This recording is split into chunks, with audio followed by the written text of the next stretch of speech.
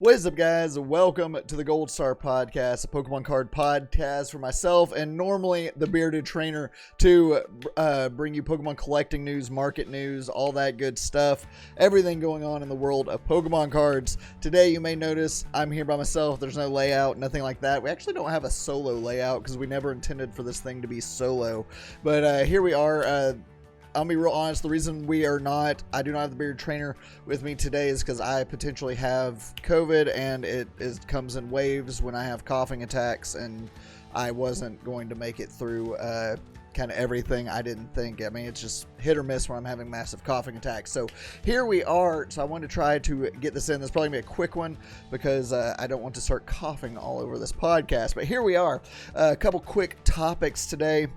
Logan Paul, Aoki, and Shiny Star V are the things that I'll be covering today.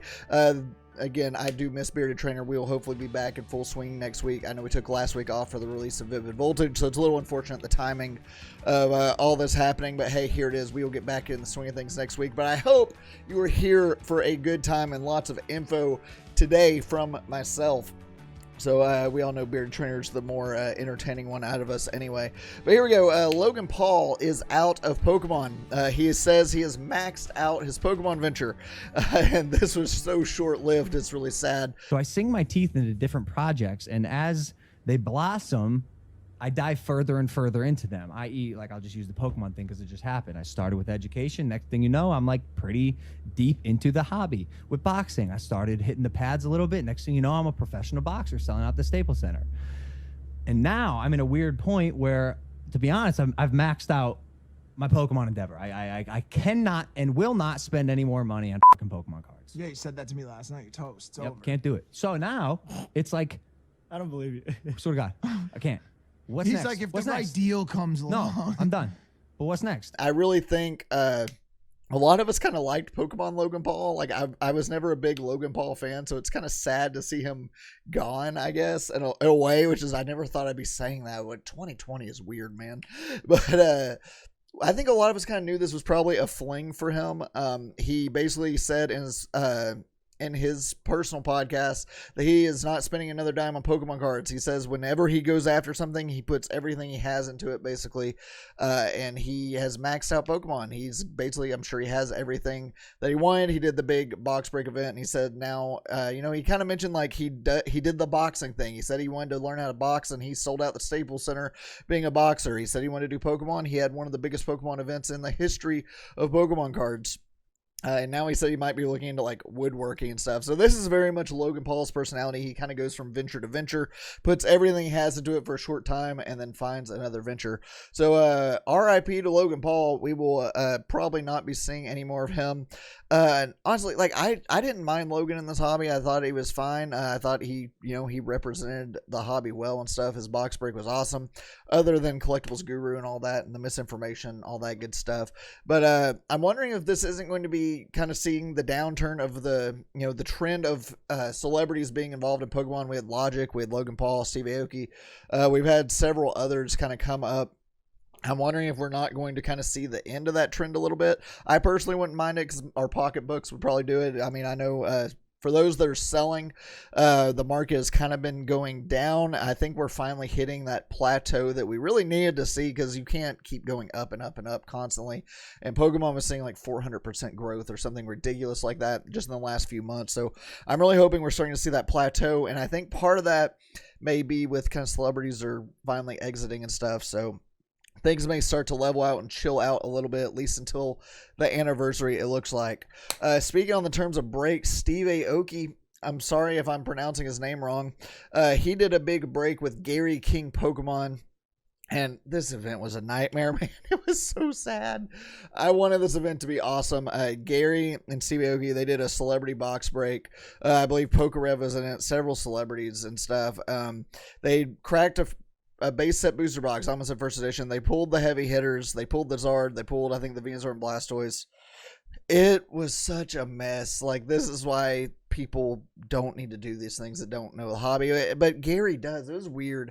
They were, like, mishandling the cards. They were, like, Gary, like, dropped a card. I'm pretty sure he scratched the Charizard himself. I mean, they were mishandling all these base set cards. People pay like $1,000 per pack to be in this thing. And it was awful. Like, I don't know. I would have been so mad if I paid $1,000 and they handled the cards that I pulled the way that they were for some of these people. Because I really do think Gary like put a legit scratch on the hollow of the Charizard that was pulled. I mean, they put it in like a sleeve. They didn't even put it in a top loader. They just put it in a sleeve and then put it in like a little stand, like a plastic stand, not protected whatsoever, other than a sleeve. Like, no way it didn't put whitening on the card. I don't know. It was a mess. It was hard to watch. I literally had to turn it off. I couldn't take it anymore. They were doing it for a good cause, though, so shout out to that, the big charity and stuff they're supporting. But man, I want to see celebrities stop. But the part of that doesn't make sense is Gary, of all people, you would think would know how to handle cards. But it was a mess, man. Go watch it for the stream. I think it's on his Twitch. You can see the VOD and watch the whole thing if you want to, but it's painful. I'm warning you, viewer discretion advised, because it is painful how they treat some of those very expensive cards that they pulled out of base set. So that's kind of it for the big kind of celebrity news and stuff in the hobby. Like I said, I'm hoping kind of things are starting to level out a little bit with that. Some are exiting, and hopefully, I don't know if we're going to see too many other big events of people that aren't directly involved in Pokemon. So we'll see if that's the case now that the market is finally starting to level out, and see where it takes us.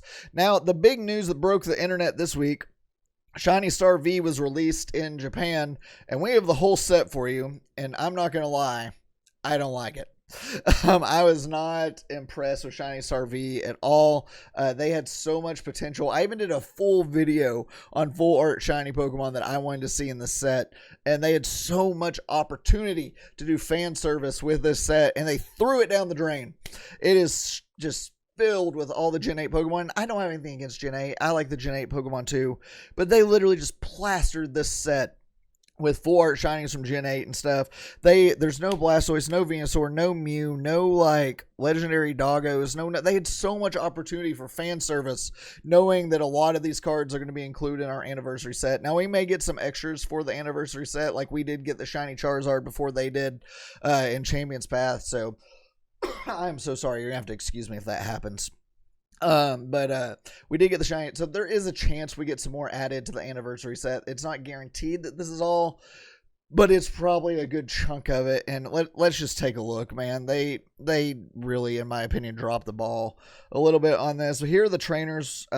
Skyle is getting her billionth reprint. Rose full art is getting a kind of an alternate art along with Marnie as well.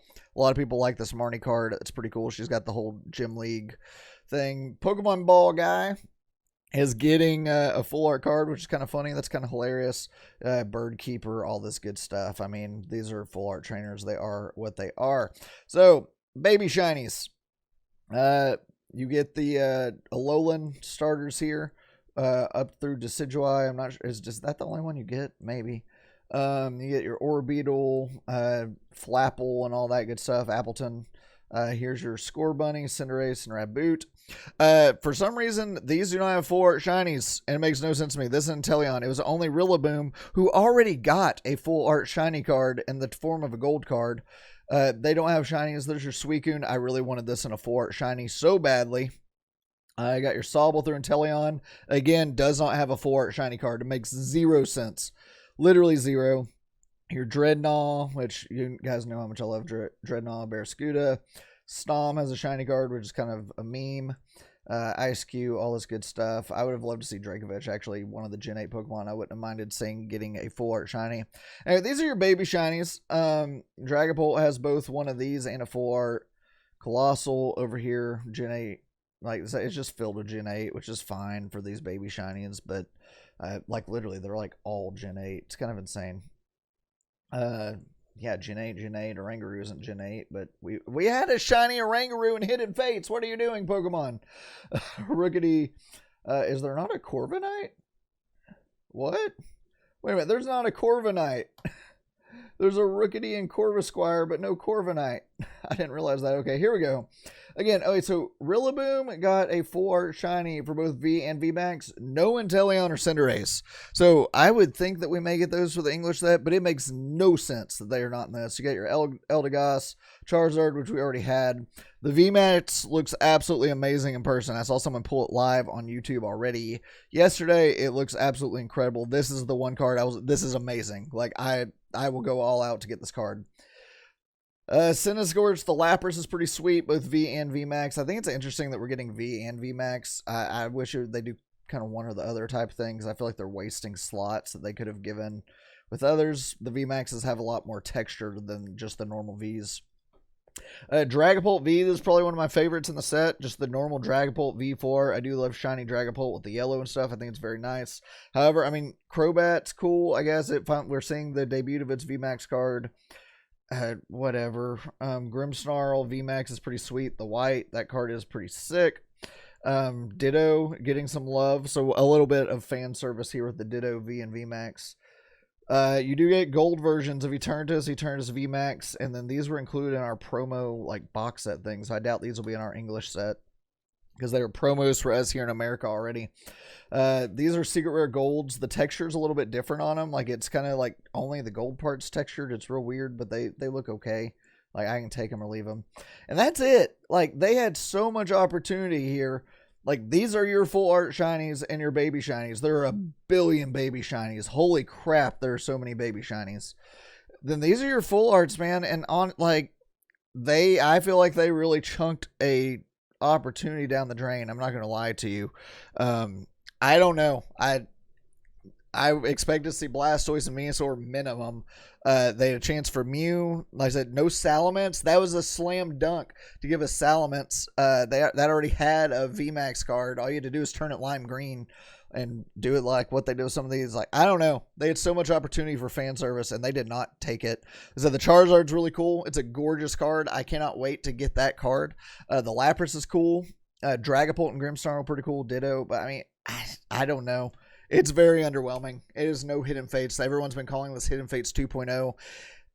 I mean, I guess technically, yeah, but as far as like just hype and how well done the set is, this cannot sniff Hidden Fates. Like the Charizard is awesome. Outside of that, this cannot touch Hidden Fates. It's that rough. I mean, I don't know. It's bad. In my opinion, I am just not a fan in the least bit. So I don't know. I really think they dropped the ball with this one. It could have been so much better than it was, but here we are. It is what it is. I do have a few boxes coming my way. I think I have 3 total boxes of the Japanese set, so we will open them, see if we can't get lucky. It is very weird how they do these sets in Japan. It's 10 packs for like $100. Every pack is guaranteed a V or better, so a V or VMAX in every pack. You can, in theory, get a amazing. Oh, there are new amazing rares, though those aren't shown in here. We do have new amazing rares. It's like Kyogre, Reshiram, Yveltal, stuff like that. But I mean, it's 10 packs per box. It's like $100, 10 cards per pack. You're guaranteed a V or VMAX. It is possible to get an amazing rare, a VMAX, and a shiny full art all in the same pack. So that is possible. There are God packs where every single card in the pack are shiny. They're very, very, very rare to get a God pack, but that is a thing in this set. At least in Japan. I don't know if that's coming to America or not. Sorry. America has not had the chance to do that yet. Or has not introduced God packs yet, but that is a thing in this. But it's kind of like a high roller set. It's kind of how they're describing it. So it's $100 for 10 packs. You're guaranteed a V or better. I've only been, like, from the openings that I've seen in Japan, you're averaging 1 shiny full art per box. So for $100, you're averaging 1 per box. Those are not great odds. I think it's like 3 or 4 baby shinies, 1 shiny full art, and 1 amazing rare, maybe. So the pull rates are pretty tough as far as that goes. And I don't know. I don't know. I think I wouldn't mind the $100 price tag and the 10 packs if the set was better, but the set is not that good in my opinion. We're looking at like Champion's Path all over again. This is better than Champion's Path, but I don't know. They just had so much opportunity for fan service. So let's hope that whenever the anniversary rolls around in February for the English set, and we do get our English set, which is largely going to be compromised with this, that it is good, because this is just I don't know. This is rough. But that's it for topics I had. I'm going to get off here. This is going to be an insanely short Gold Star podcast for today because I don't want to start coughing on you guys. I can already feel it coming, and that's why we kind of scheduled this how we did this week. But so I'm going to hop off of here because I feel coughing attack. Come on. Thank you guys so much for checking out the Gold Star podcast. We'll be back in full force hopefully next week with the bearded trainer and myself. Will be a lot more organized, look nicer and stuff like it normally does. So thank you guys so much for bearing with us. Huge videos this weekend. Huge videos this weekend.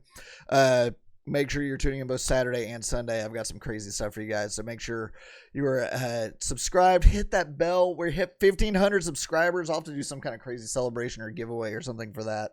So 1,500 subs on the channel. You guys are absolutely phenomenal. I love you guys so much. I'll catch you guys on the next one. Later.